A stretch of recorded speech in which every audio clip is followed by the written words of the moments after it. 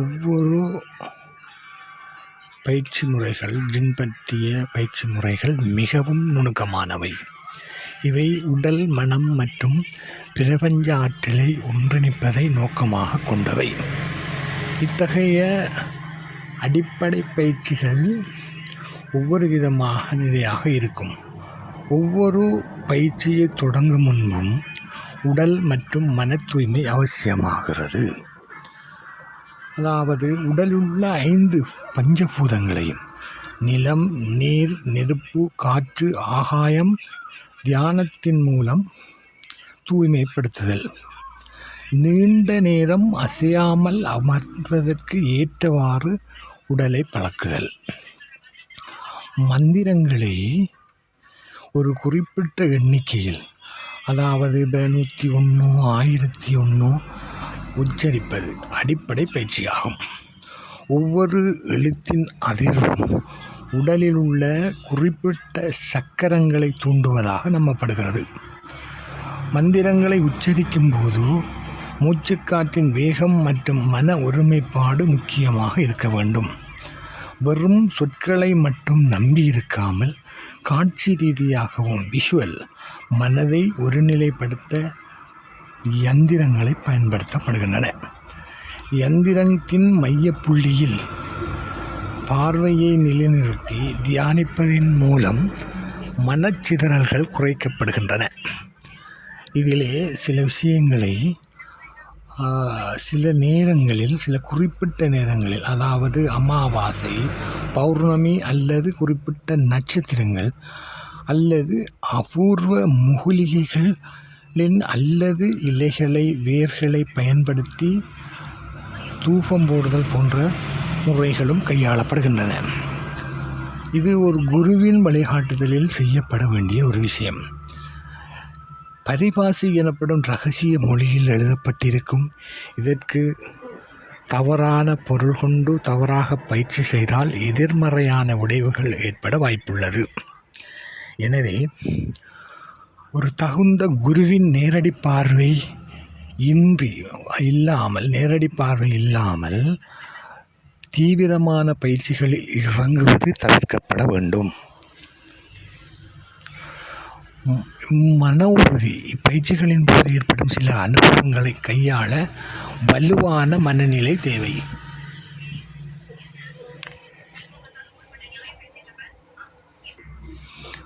பொதுவாக நற்காரியங்களுக்கும் ஆன்மீக முன்னேற்றத்திற்கும் திசைகள் முக்கியமாக அறிவுறுத்தப்படுகிறது. கிழக்கு அல்லது வடக்கு. பயிற்சி நேரத்தை பொறுத்தவரை 12 மணியிலிருந்து அதிகாலை 5 மணி வரை அந்த நேரங்கள் கொடுக்கப்பட்டிருக்கின்றன. உயர்நிலை பயிற்சிகளில் பஞ்சமாகாரங்கள் என்று அழைக்கப்படும் 5 விஷயங்கள் குறியீட்டு ரீதியாக பயன்படுத்தப்படுகின்றன. சாதாரண நிலையில் இவை உலகியல் விஷயங்களாக தெரிந்தாலும் தத்துவ ரீதியாக இவை புலன்களையும் அடக்கி பேரானந்தத்தை அடைவதற்கான படிக்கட்டுகளாக கருதப்படுகின்றன. பெரும்பாலும் சரயோகத்துடன் தொடர்புடையவை. உங்கள் இடது நாசி இடா அல்லது வலது நாசி பிங்களா வழியாக ஓடும் மூச்சுக்காற்றை கவனித்து அதை சமன் செய்து நடுநாடியான சுழுமுனை வழியாக செலுத்துவதே இப்பயிற்சியின் இரகசியம். இதன் மூலமே குண்டலினி சக்தியை வெளிப்படைய செய்ய முடியும் என்று சொல்லப்படுகிறது. குழுமுனை சக்தி என்பதும் குண்டலினி சக்தி என்பதையும் நான் தமிழிலே தான் குறிப்பிட்டிருக்கின்றேன். அவ்வாறு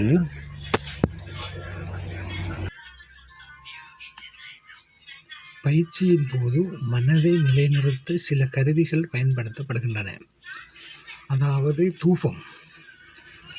தூப தீப ஆராதனைகள் என்று சொல்லக்கூடிய தூபங்கள் வாசனை திரவியங்களை அந்த ஒருநிலைப்படுத்தும். அதனால் மந்திரங்களை எண்ணிக்கையோடு சொல்லும்போது விரலுக்கும் மூளைக்கும் இடையே ஒரு தொடர்பை ஏற்படுத்த, உதாரணமாக சொல்லக்கூடால் தஸ்பீக மணி என்று சொல்லக்கூடிய அந்த மணியை பயன்படுத்துவதும் சிறந்தது. இதை செய்பவர்கள் அஷ்டமா சித்து என்று சொல்லக்கூடிய ஆற்றலை வைகரப்பெறும் என்று குறிப்பிடப்பட்டிருக்கிறது. இருப்பினும் உண்மையான சாதகர்கள் இந்த ஆற்றல்கள் மயங்கி விடாமல் இறைநிலை அடைவதையே நோக்கமாக கொள்ள வேண்டும் என்பது எனது அறிவுரை. நீங்கள் கவனிக்க வேண்டியவை இவை அனைத்தும் ஒரு கலை மற்றும் அறிவியல் போன்றது. இதில் கூறப்பட்டுள்ள வசியம், ஸ்தம்பனம் போன்ற நுணுக்கங்கள் சுயநலத்திற்காக பயன்படுத்தப்படாமல் உலக நன்மைக்காக பயன்படுத்துவதே சிறந்தது. சில மூலிகைகளும் இதில் பயன்படுத்தப்படும். இதில் அந்திரங்கள் அமைக்கும் முறையும் ஏதேனும் குறிப்பிட்ட விவரங்களும் அடங்கும்.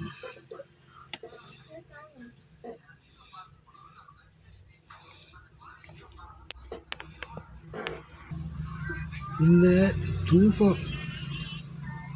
முறைகளுக்கு சில பொடிகளை, அதாவது குங்கிலியம், அத்தர், ஜவ்வாது, சாம்பிராணி இந்த வகைகளையும் இவைக்கு பயன்படுத்தலாம். ஒரு யந்திரத்தின் சக்தியின் ஒரு குறிப்பிட்ட ஜின்னின் வடிவம். உலக யந்திரங்கள் பொதுவாக இப்போ பார்க்க போனால் நாங்கள் தங்கம், வெள்ளி, செம்பு அல்லது ஐம்பொன்னால் ஆன தகடுகளில் வரையப்படுகின்றன. செப்பு தகடு மந்திர அதிர்வுகளை சேமித்து வைக்கும் திறன் கொண்டதால் அதிகமாக பயன்படுத்தப்படும். அதாவது மேல் நோக்கியும் நெருப்பையும் ஆண்தன்மை, கீழ் நோக்கியும் முக்கோண நீரையும் பெண்தன்மை சக்தியை குறிக்கும். இது முடிவில்லாத பிரபஞ்ச சுழற்சியை குறிக்கிறது. இது நிலத்தை குறிக்கும் சக்தியை ஓரிடத்தில் நிலைநிறுத்த உதவும். ஒரு தகட்டில் வரைபடத்தை வரைந்து அது யந்திரமாகி விடாது. அதற்குரிய மந்திரங்களை சொல்லி குறிப்பிட்ட திரவியங்களால் அபிஷேகம் செய்து இது பிரதிஷ்டை செய்த பின்னரே அது செயல்படத் தொடங்கும். சகல ஐஸ்வர்யங்களையும் எல்லாவற்றையும் நீங்கள் பெறக்கூடும் என்பதற்காக யந்திரங்களின் ராஜாவாக இதை கருத வேண்டும். இது பாதுகாப்பு மற்றும் தீய சக்திகளை அழிக்க பயன்படும். கல்வி மற்றும் கலைகளில் மேன்மை பெற உதவும். இந்த விஷயத்தை சொல்லும்போது சில மூலிகைகள், அதாவது உதாரணமாக உங்களுக்கு சொல்லப்போனால் ஊமத்தை